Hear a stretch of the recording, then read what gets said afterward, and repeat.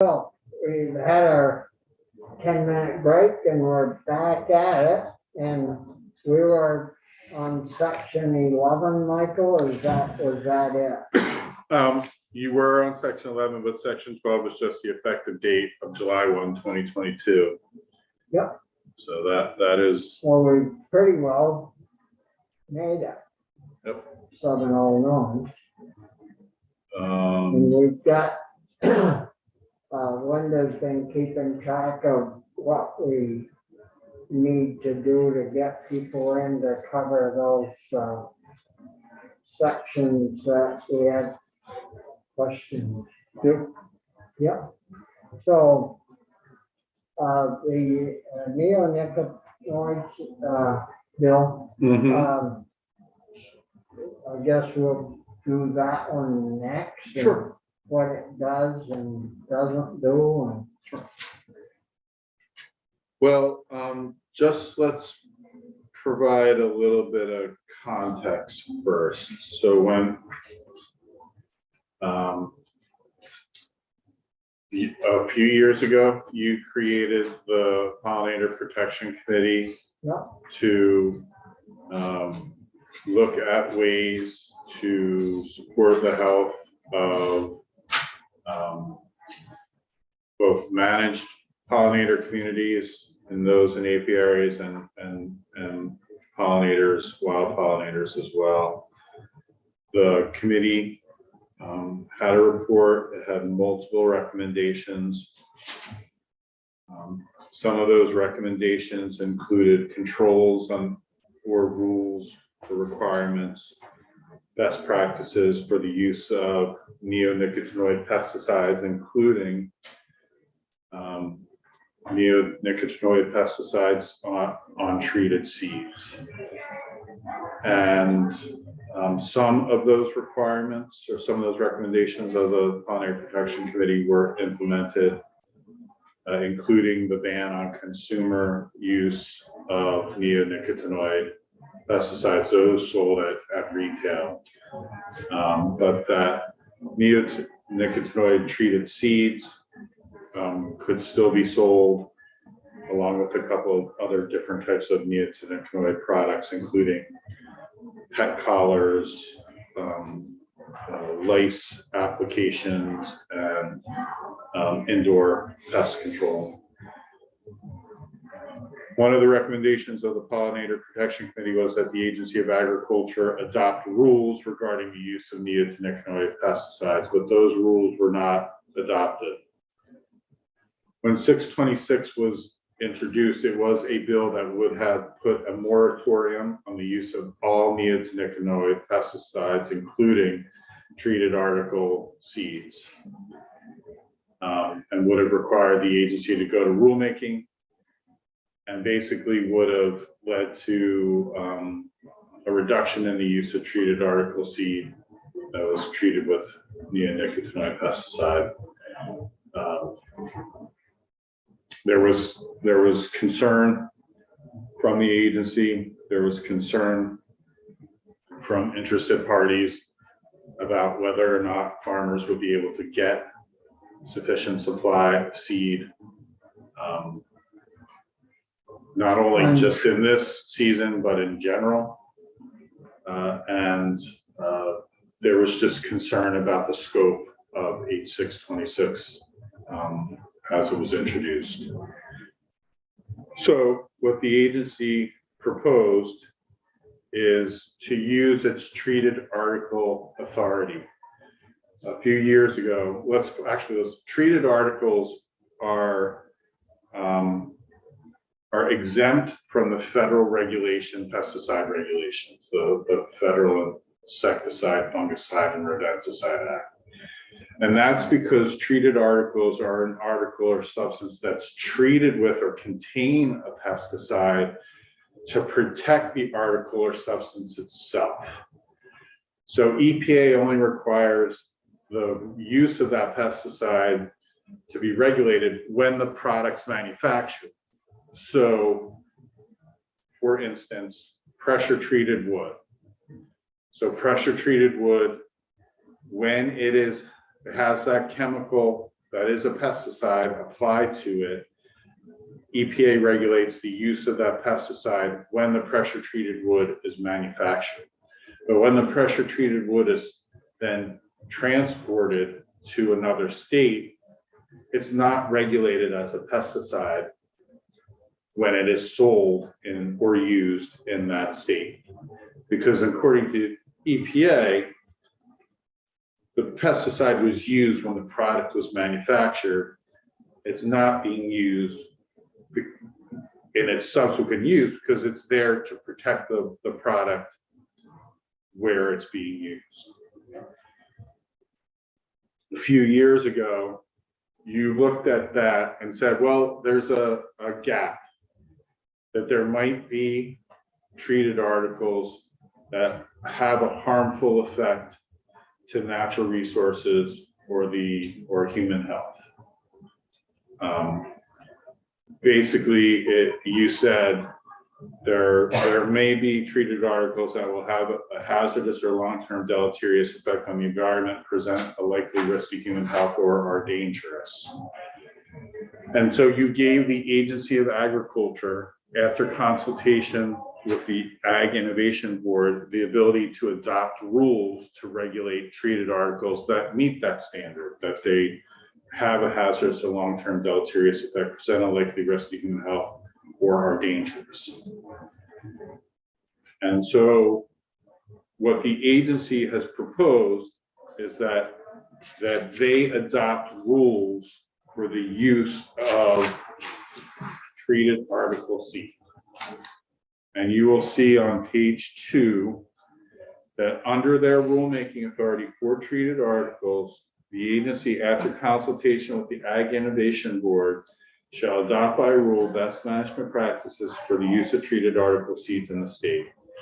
In developing the rules, the Secretary shall address establishment of threshold levels of pest pressure required prior to use of treated article seeds, availability of non-treated article seeds, economic impact from crop losses compared to crop yield when treated article seeds are used, relative toxicities of different treated article seeds and effects of treated article seeds on human health and the environment, surveillance and monitoring techniques for infield pest pressure, ways to reduce pest harborage from conservation tillage practices, and criteria for a system of approval of treated article seeds.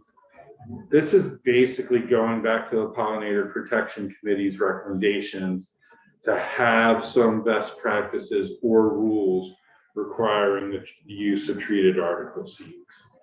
And so this is a directive to the agency to adopt those BMPs for the use of treated article seeds. That's the first main thing that the bill does. So how is that handled at the present time without rules? They have no rules? They have no rules for the use of treated article seeds. So like corn, soybean, all those things, they'd have to adopt rules Right. that somebody would have to follow. Right. And so you should be clear that treated article seeds are more than just seeds that are treated with neonicotinoid pesticides, because pretty much every seed is treated with like a fungicide to prevent it from molding.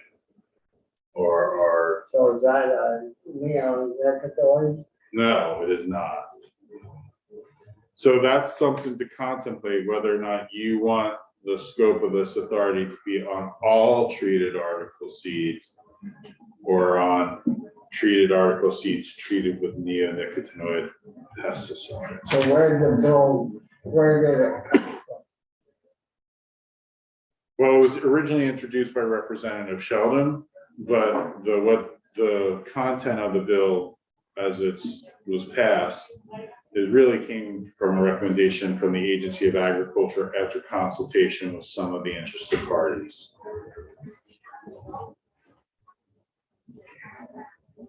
Brian? Thank you, Mr. Chair. I guess I'm confused. I thought we had established, I don't remember what year it was, maybe last year or the year before, this Agriculture Innovative Board. Yeah, that's correct. And they're supposed to report back, I think, this coming fall with any sort of recommendations in this regard. Is that not true? Well, their recommendations were gonna be broader. You know. But this, it would be It included. could have included. Yeah. Okay, But I think what happened is that there was interest from multiple parties of the House moving a bill related to the use of neonicotinoid pesticides. I guess that's one view. Well, that comes every year, every 2 years. So when it says that they should adopt rules, and Bobby says, Chairman Scar says, so they have to adopt rules for, corn, soybeans, et cetera. Does it really say that, or could they just go down a list and say, we're making a rule, this, when it comes to corn, they could just sort of say, we don't need to make a rule on that one? Are they required to make a rule for each thing, or could they just skip over some and say, we can't deal with it now? Which would be a way for them to get out from under what the people want them to do. Well, it doesn't specifically say that they have to adopt a rule for treated article, for neonicotinoid treated corn seed. Right. It doesn't say that. It says that they will adopt best management practices for treated article seed, which is broader Right. than neonicotinoid treated seed. So it could be not specific to neonic treated corn seed. It could be something like, when using treated article seed, don't apply during certain times of the year because of cross-pollination or effect on pollinator communities that are reproducing at that time, or use a certain type of equipment, create a buffer around. I mean, that Yeah, I get it. I hear you. So do we need that, like, the big issue here is to protect honeybees, I would imagine. So, but honeybees don't dig down the ground to get treated seeds usually have to be planted in earth, I would presume. right, but the concern is that there's a couple of different concerns. One of which is that when they are used, depending on the equipment that are used for their planting, that there is basically dust that comes off of the equipment that can then contaminate pollinator communities. There's maybe a primary concern is, do they actually need to be used? Is there an actual pest threat that requires the use of treated article seed? And that's coming from the concept of integrated pest management, where you follow all protective measures first before you use the pesticide. And generally, that's the argument is that that's not what farmers who use treated article seed do. They just go right to the use of that seed. Now that's largely a product of the market, right? Yeah. It's like they buy what is readily available to them, and that's what's readily sold. So part of this rule is going to be about availability of non-treated seeds, but it does say on page 3, sub 2, in implementing the rules, the agency shall work with farmers, seed companies, and other relevant parties to ensure that farmers have access to appropriate varieties and amounts of untreated seed or treated seed that's not been treated with a neonicotinoid pesticide. So they're trying to say, hey, maybe there should be some provisions about when to use a treated article, neonicotinoid treated article seed, but we need to make sure that untreated seed or treated seed that's not neonicotinoid treated are available to the farmer. I don't think this is gonna be just, a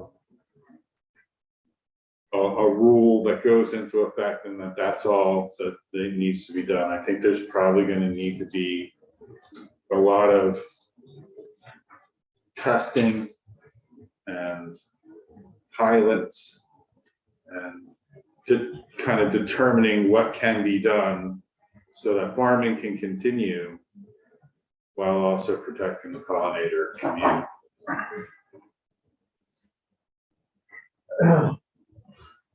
Yeah, I mean, it's, I thought that we've been told in past years that you couldn't get, or you could get a very little amount, small amounts of untreated seeds, that most everything that was coming through were the treated seeds, and if you buy untreated seeds, then there's other issues that the farmer has to do and other duties they have to perform on their fields to take care of the bugs that Right. the treated seed would take care of, and that was as harmful, if not more, than using the treated seeds, right? Right, so, that's always the agency's response whenever the General Assembly wants to eliminate a pesticide or eliminate a use. It's contemplate what the alternative is.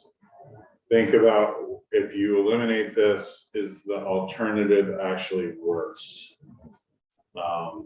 it's- Usually you have to go back through with another vehicle of some type to either spray or put that other product down. I don't know, maybe we should get some fertilizer people that do this I also thought that, I could be remembering this wrong, but I thought one of the provinces of Canada had banned neonicotinoid seeds. And it might be interesting, it would be, if that's true, I think I remember that. No, they haven't banned them. They've set up a system where you have to show that you need to use them. Okay. So there must be alternatives for those folks. Right, and one of the things that this body tried to do a few years ago is in the Nick bill, or in one of the bills actually involved with that, you said that seed dealers needed to make untreated seed available. But that provision went down on that, and that remember when you moved to rule that your own bill was non-germane. Classic move. That went down in that bill. Remember that one, Anthony? I don't remember the details as to why we made that decision, but I do remember it happening. Yeah. Ray couldn't figure out what happened to him on that trip. That's happened to him a few times. I did that for an Act 50 bill and got a couple sections thrown right out the door. Well, I think we'll need to get some people in. You bet.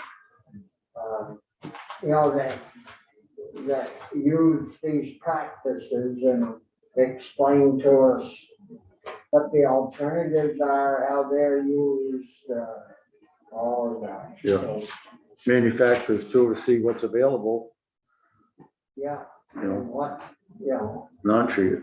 because we need our pollinators, certainly. But if we're gonna do something, we may as well do something that's productive.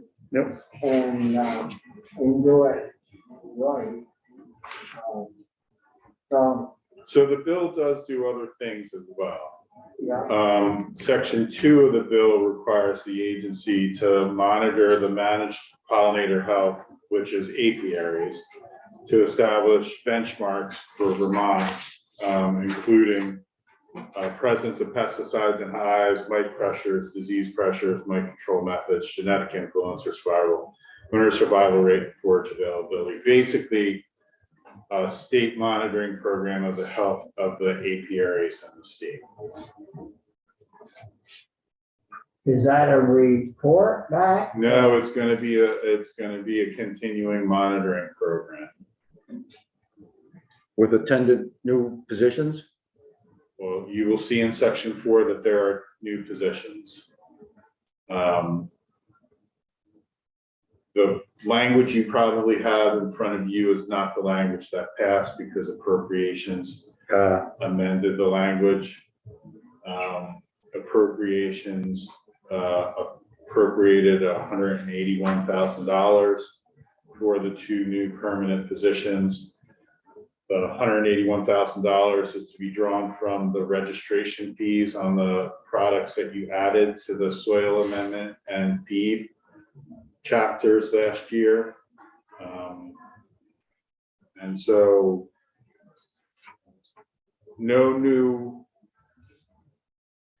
it's no new general fund appropriation, it's special fund revenue that will fund the 2 new positions. Understood. How much money? $181,190. Oh, Very good paying job. people. It's not bad. 2 positions.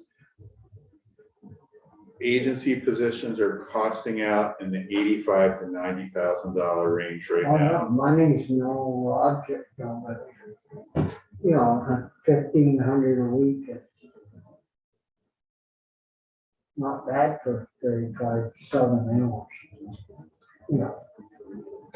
But they gotta be highly technical, right? These individuals to monitor. Well, the individuals are being hired for the purpose of staffing the agency's residual management program, supporting the Ag Innovation Board, and enforcing and reviewing the use of treated article pesticides in the state. So they're probably gonna need to have some scientific background. Well, they need an assistant too, I presume, some help.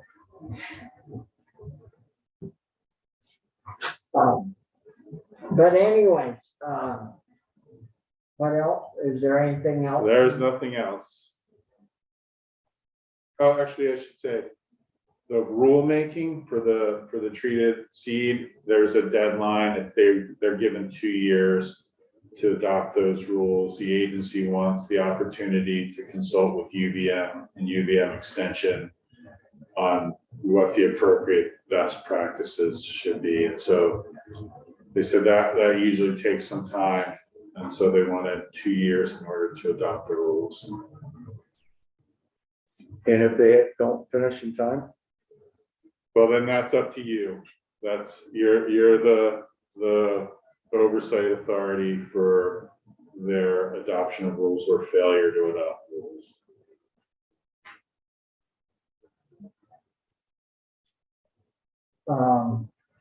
Any other question? No. Well, this came from the House. Yep, it passed 3rd reading yesterday. It may not have gotten to you yet. I don't think it has actually, but No, it wasn't. right. Linda, do you have who they had in this? I have a list. We'll line them up for next week too. And, You'll line those witnesses up for next week. well, I don't know. Yeah, I'll get those to you. I'll figure that out. Anything else more? No.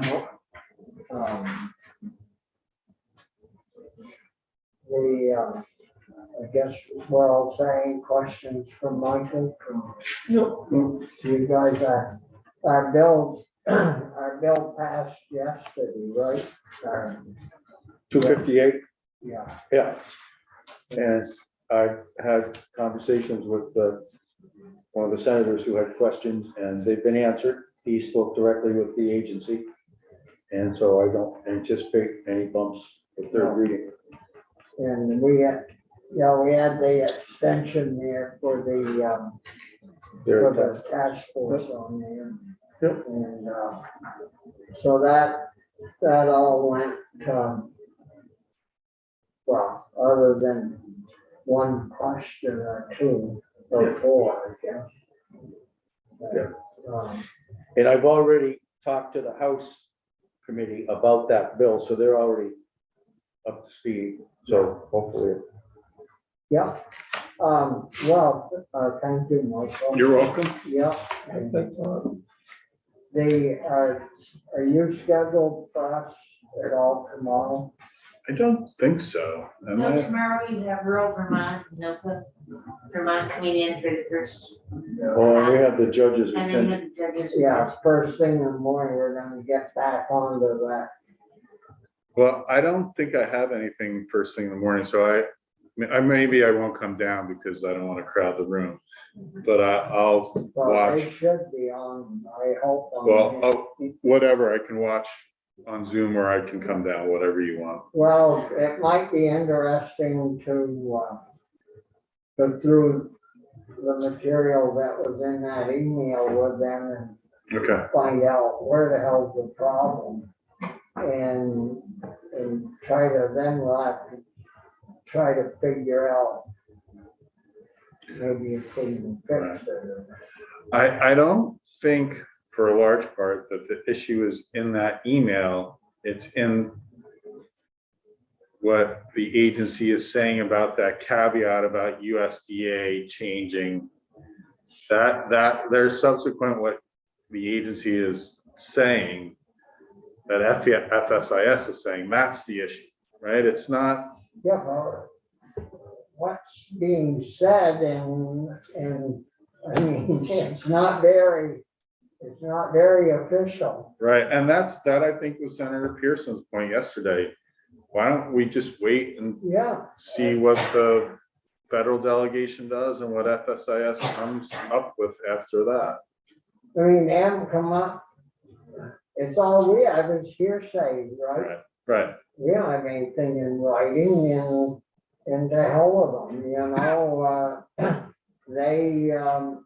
if they can't send us something official, we ought to plan on the season as being normal and move on. I mean, you know, you can work yourself right into a good headache worrying about something that might be coming.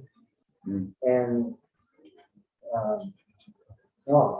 well, if you get a chance. okay. Yeah. well, Will do. Thanks again, Mike. Thanks, Michael.